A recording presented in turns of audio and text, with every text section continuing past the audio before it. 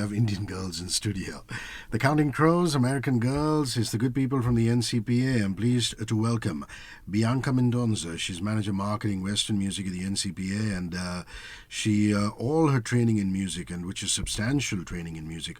She's a cellist, a master's in business from the University of Queensland in Australia.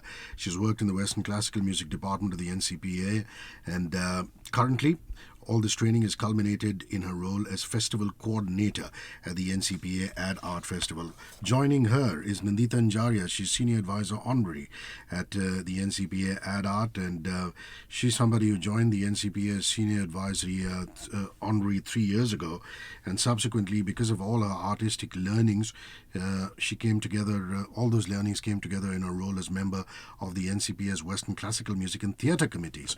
And now, as Festival Committee member of Ad Art, she's going to give us the lowdown on what really is happening over the next few days. Pallavi Sharma, her professional journey of over 2 decades has involved being part of the Kalagoda Festival, iconic exhibitions and events at the CSMVS and Goethe Institute. And now, in her role as member of the Festival Committee of Ad Art, she is helping celebrate the organization's Golden Jubilee. And this is really fabulous.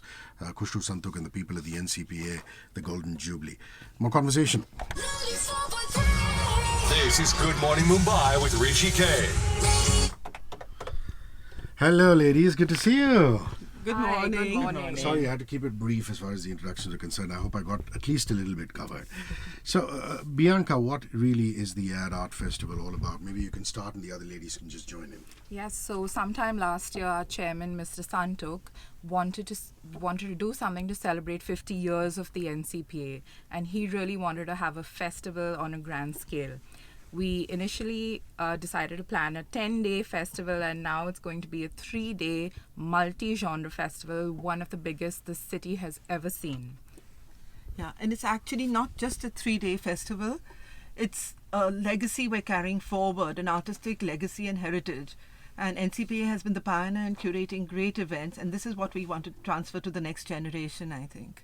That is wonderful. I mean, I wanted to add this, and I didn't. You have a master's in Indian classical music, and you're a member of the NCPA Western Classical Music and No, my Theatre mother Committees. had a, Your mother had a is it? master's in Indian classical music. So that's wonderful. So you probably grew up listening to Indian classical at home. Absolutely. And here you are doing what you... And opera. And opera. My father was the biggest opera buff in Bombay, so I think that time Bombay. Yeah. Lovely, lovely. And here you are doing what you do, which is what I love about all you people at the NCPA, you know, the cross migration of cultures, the cross-pollination of ideas. So, Pallavi, I mean, I take it that, there's a lot more happening in the outside space, which to me is really exciting because you've got such a lovely garden area in between all the theatrical facilities. That's right. In fact, at NCPA, people mostly come indoors to watch performances, and the whole idea about the festival was to open NCPA out to the city of Mumbai to come and celebrate our 50 years, which is why we have lots and lots planned out outdoors, and that's the informal area where you don't really need a ticket to come. There's just a very nominal entrance fee of 100 rupees and a 200 rupees top up for food, and you get to see so much out there in the outdoor space. We have musicians and singers, there's dance, there's promenade theatre, as food, beverage. Yeah, we also have movies under the stars, something we've never really done before. But we have a beautiful space at the NCPA called the Tata Garden. And this time we're going to use it to show movies under the stars with silent headphones. You know, and it is why I'm also referring to it is because I'm part of Tata Lit Live, which is the festival that just wrapped up. Yeah. And I was saying to Anil Dharkar that, you know, the usage of that area, of course, they were doing books more than food. It just adds another dimension to anything that happens in the area. So let me get this straight. One is the gardens themselves, and the other is apparently you're opening up the parking lot, and you're converting it to a beer and wine garden. Is this one the experimental theatre, the parking there? Yes, absolutely. Wow, a little more about that, please. Yeah, so we're going to have a beer and wine garden in the parking lot with some food there.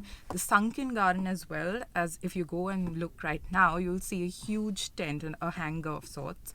And that's going to be a lounge specially for our NCPA members. So is that the one outside Godrej, the sunken garden? Yes. Okay, got that. So that's the members' enclosure, as it were. all the events and the workshops, are they free of cost? I know that there's a nominal 100 rupees entry.